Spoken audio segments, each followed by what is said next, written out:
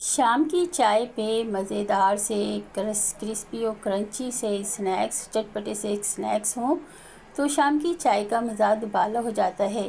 तो दोस्तों, मैं हूं आपकी दोस्त आपके चैनल मेरे घर के पकवान से, और आज आप लोग के लिए लाई हूं मूंग की दाल के चटपटे से पकोड़े की रेसिपी। ये मज़ेदार से पकोड़े आप शाम की चाय पे बनाएं और अपनी शाम की चाय को ख़ास कर दें। तो चलें स्टार्ट करते हैं रेसिपी को।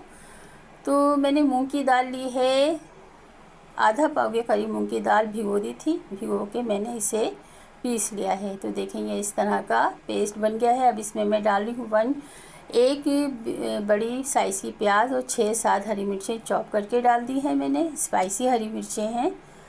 अच्छा, 3-4 टीस्पून गरम मसाला डाला है। हाफ़ टी स्पून हल्दी डाल रही हूँ इसमें मैं, और 3-4 टीस्पून नमक डाला है। नमक आप अपने टेस्ट के लिहाज से ले सकते हैं।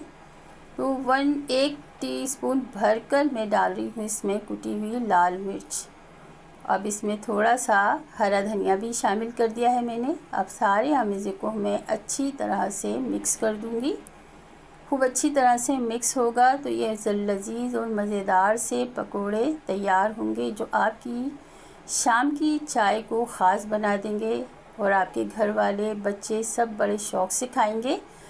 शाम की चाय पे ज़रूर बनाइएगा। तो देखें, फेंट लिया है मैंने ये सारा बैटर, और प्री हीटेड कुकिंग ऑयल में मैं इसे फ्राई कर रही हूँ।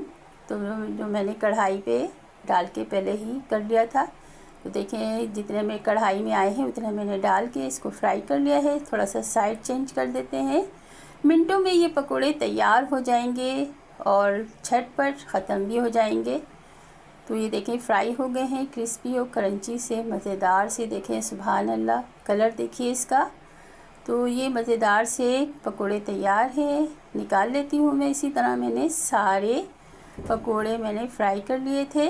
सुभान अल्लाह, देखिए माशाल्लाह से कितनी ज़बरदस्त सी कलर है और खुशबू भी बहुत अच्छी है। तो दोस्तों, ये थी मेरी रेसिपी। कैसी लगी आपको? अगर अच्छी लगी तो लाइक कर दीजिएगा और शेयर कर दीजिएगा। तो दोस्तों, मिलते हैं एक और ज़बरदस्त सी रेसिपी के साथ। अल्लाह हाफिज़, अल्लाह निगहबान।